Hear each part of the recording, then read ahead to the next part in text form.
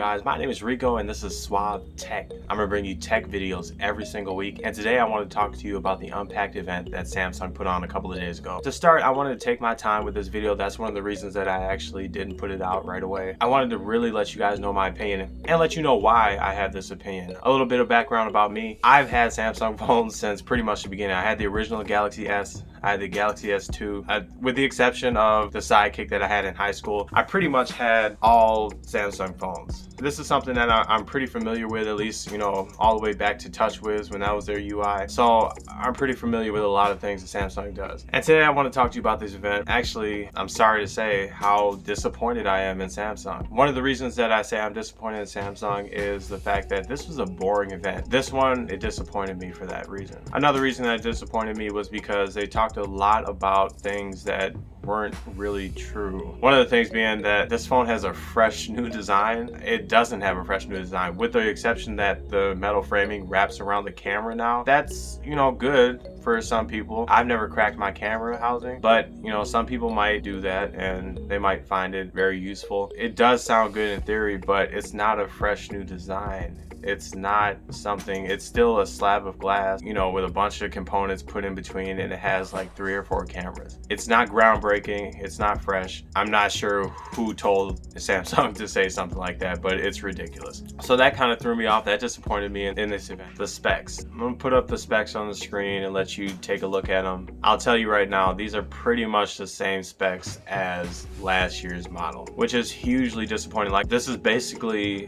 an S20 with less of a price tag and the same features, just in a different shell, just different wrapping. And that is one of the reasons that this is another reason why this was painful to watch this event, because they talked so much about these features like the 8K, they talked about the photos, and with the exception of maybe some updated software for the photos, they have the same camera setup as they do on the previous model, even including the 100 times space zoom. And so it's confusing to me why someone would pay just for the outer shell and maybe an updated chipset. In my eyes, it's not. The next thing I wanted to talk about was price of these phones. Now, this is the only thing that really had me going here in this Unpacked event. It's actually really exciting. First of all, they learned from their last mistake with the S20 and S20 Ultra that you jack up the price. It didn't sell very well, their S20 lineup. They actually went with the base price of the S21 as $799. So $800 for the S21, and then $999 or $1,000 for the S21 Plus. The S21 Ultra is $1,100. Still on the expensive side if you're gonna get the Ultra, but at least you have an option that's under $1,000. That's really great,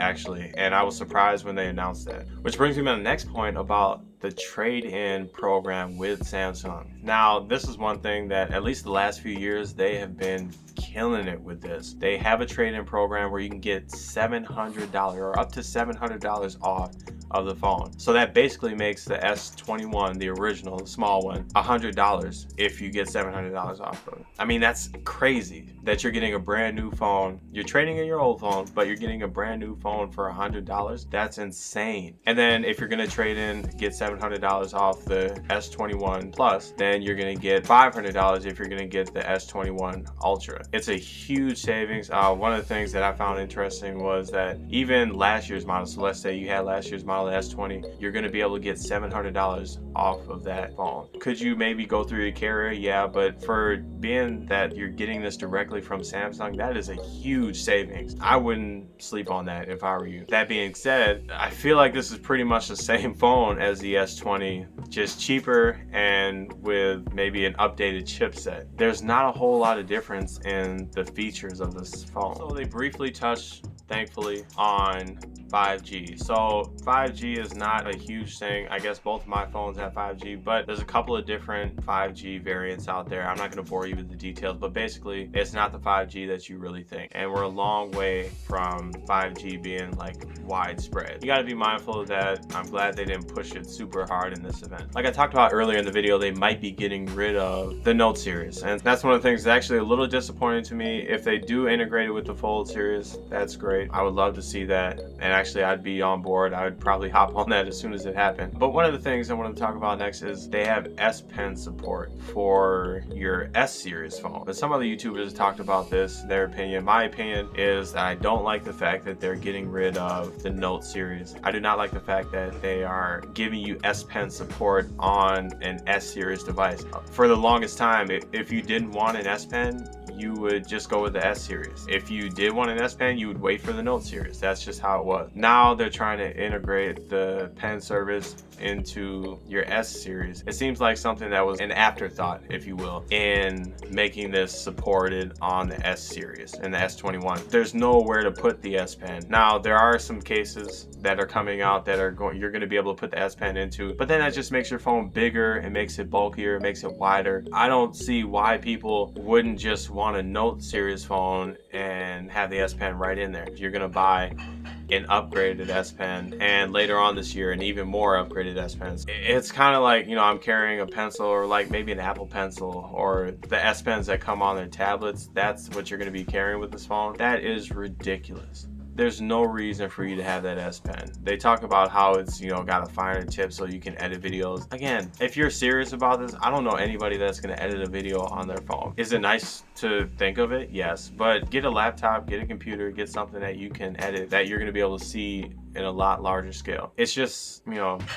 for lack of a better term, it's stupid. Let's just go with that. It's stupid to have S Pen support on the S series of phones. Even if you're gonna get rid of the Note series, just don't do it. It's ridiculous. Don't get the S Pen for the S20. Another thing I wanted to talk about was video and photos. So they talked a lot about photos and how their camera breaks it down, their software and everything breaks down the camera. They talked about their 108 megapixel sensor, which if you watch other videos on YouTube about why it doesn't matter how big your sensor is. Yes, they have a 108 megapixel sensor, but that's not the end all be all of cameras, especially in smartphones. And so they talked about that. I was unimpressed by that. They talked about the telescoping lens that has that 100 times what they called space zoom on the S20. They got rid of it. It only does 50 times zoom on the Note 20 Ultra. Now they brought it back for the S21. Again, we've done camera tests. People have done camera tests on this telescoping camera. It's not that great. Who wants to zoom in 100 times? And if they do zoom in 100 times, you want to be able to see a crisp, clear picture. So that was another thing that was disappointing to me. They talked about that space zoom. It's just a gimmick right now, honestly. I haven't used the 50 times zoom on my Note 20 Ultra. I can only imagine how many times people have used the space zoom or whatever that they want to call on the 21. It's really ridiculous, but moving on from there, another thing I wanted to talk about was the video. So they talked about 8K video.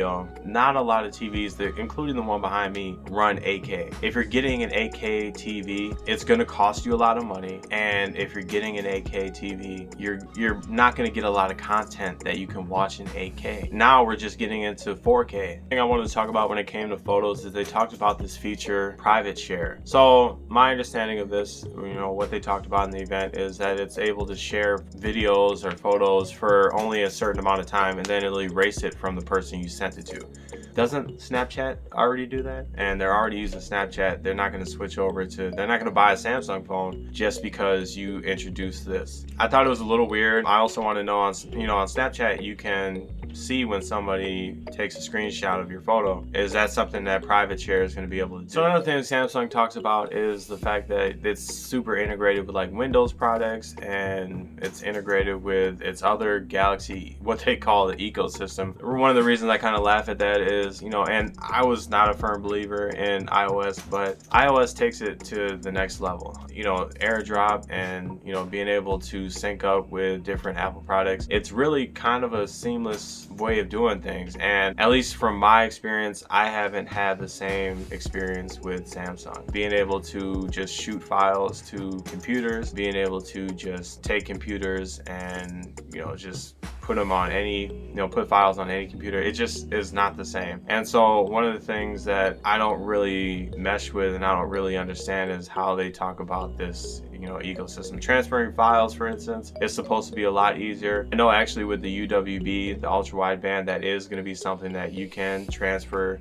like a photo. Say I'm right next to another Samsung phone, I can transfer it to it right away. One of the features I think was kind of underrated was the fact that you can touch the back of each one of your Samsung phones and transfer a picture. I know a lot of people made fun of that. A lot of people talked about that was certain type of inappropriate thing, but it worked, at least for me.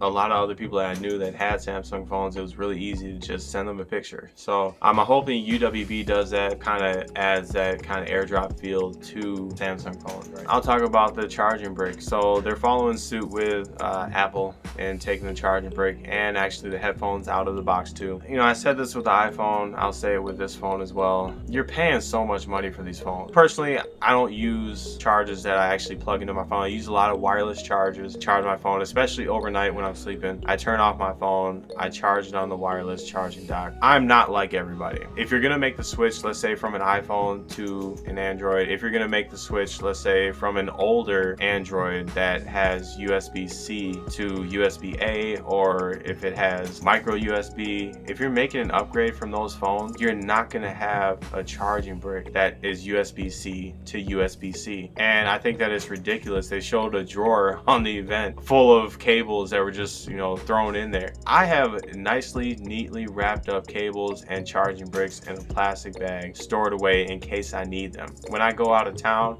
or out of the country, that's what I use instead of taking my original chargers or my wireless chargers with me. And again, not everybody's like me. They don't have a ton of wireless chargers. It's not as simple for them to get that charge. They're gonna have to buy third-party chargers, and I would actually encourage that. Don't go to Samsung themselves, put more money in their pocket. Go online, go on Amazon and get a third-party charger. It's asinine for them to believe, and even Apple to believe, that they're saving the environment by doing this. They're not. You're paying hundreds of dollars, close to thousands of dollars for these phones. Give somebody a charging brick in there. Come on, man. I mean, what's next? They're gonna take out the cable, and now you're not even gonna get a cable. You're gonna have to go buy and put extra money into a cable and charging brick and headphones. And again, speaking of headphones, not everybody has Bluetooth wireless headphones. Now, they are widespread. You can get some pretty good ones for a cheaper price, but not everybody likes that. Some people like the wired feel. Actually, some of the people I work with, they have wired headphones still. It's ridiculous for you not to include that in the box. All these big companies need to stop doing this. People are,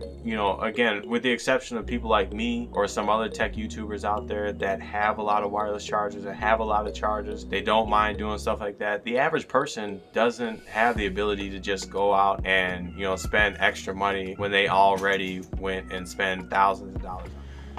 To sum it all up, guys, I gotta be honest with you again, I'm not for the S21. I'm really interested in seeing what Samsung does in the future, what's gonna happen with this Note series. A little nervous about that. That's been my daily driver for the past 6 or 7 years. So I'm a little nervous that it may be going away, or this may be the last Note. I'm excited that, again, there are rumors that they might go ahead and put the S Pen support into the Fold series. Overall, again, I'm unimpressed with this Unpacked event. I believe that this event was rushed. They usually come out later on in the year during the springtime. Those will come out in January. The phone doesn't have any extra features that the S20 series didn't have, with the exception of a few. And I heard somebody actually talk about it as compromise. You are compromising if you get this phone. I would just stick with your phone, wait to see what Samsung's going to do on later on this year. So that's pretty much it for this video, guys. I appreciate you. I hope that you have a great day. I hope that your year is going very well. Let me know what you think in the comments below. I kind of, ripped Samsung apart in this video, in my opinion, for good reason. I feel like they're trying to sell you a product that they've sold before in a different wrapping. I'm out.